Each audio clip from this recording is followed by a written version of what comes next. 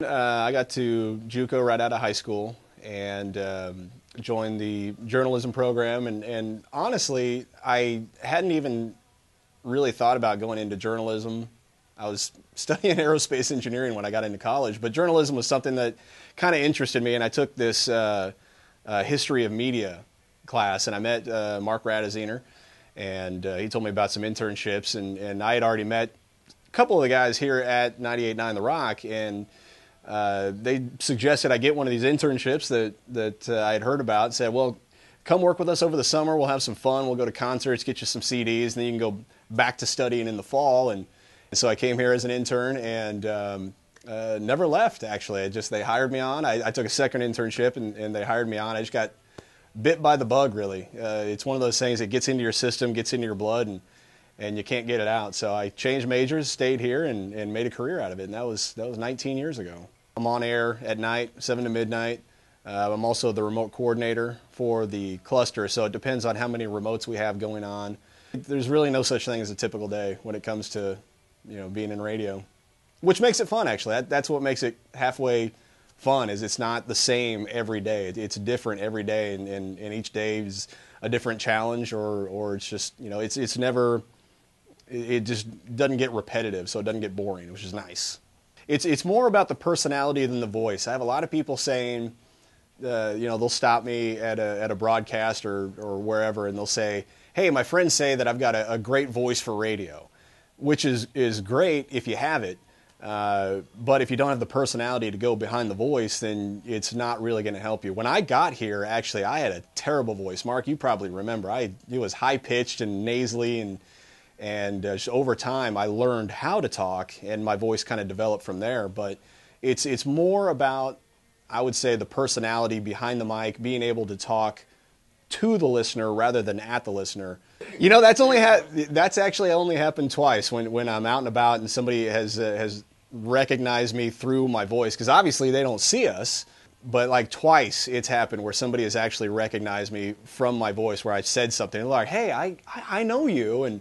And for a second, they just try to place it, and I just kind of, I don't really give them any hints. I just see if they can clue in on it. But whatever classes can get you the internship to open the door to where you want to go, that's what I would recommend. That's the path that I would recommend you take. If there's anything more than anything that I could say that I would recommend, would be internship. I can't stress that enough, really.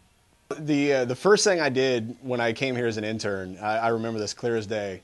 It was the second day I got here. They took me into the conference room, and on the conference room table, there was just this pile. I mean, it's probably, if this was the table, it's probably this high, just mountains of these little slips of paper.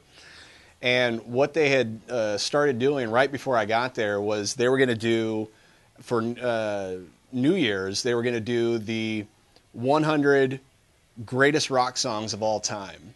And so they had people voting all over town. They had these boxes, and they'd gathered all the ballot boxes, and they dumped them on this conference table, and they threw me in that room by myself and said, it is your job to count and tally all those ballots and list the 100 greatest songs of all time, and then we'll play it back later on. So that was the first thing I ever did as an intern here at the station. And when I came out of that room like 3 days later, they basically said, they're like, if you can handle that, you're going to be fine. You can handle anything. And while I was technically promotions, I really branched out and wanted to learn everything there was. And that kind of led into what I do now. It's, I'm not just on air. I do on air. I'm the station's main remote engineer.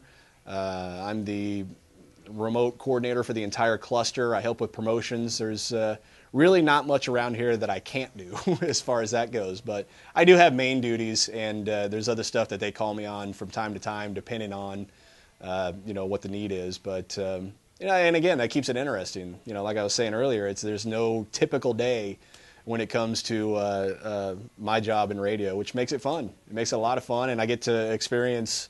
I kind of say I've got the best of both worlds. I get to be on air, and I also get to do the engineering side and the production side, and so I've got my fingers in just about everything. It's a lot of fun.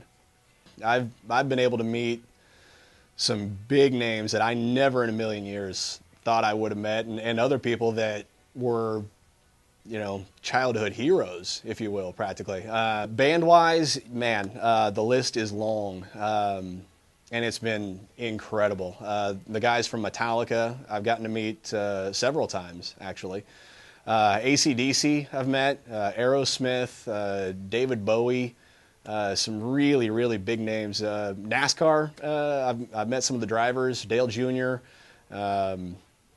the King, Richard Petty, I met him. Bobby Labonte, when he was the defending Winston Cup at the time champion, got to meet him. The opportunities to meet people in various fields that you just are in awe of is incredible. I've met some really, really cool people. I wanted to start at JUCO to kind of get the first couple of years of college under my belt. You always hear these horror stories about when you go to the big four-year universities and colleges, they try to weed people out with these giant auditoriums and tons of people in this one class.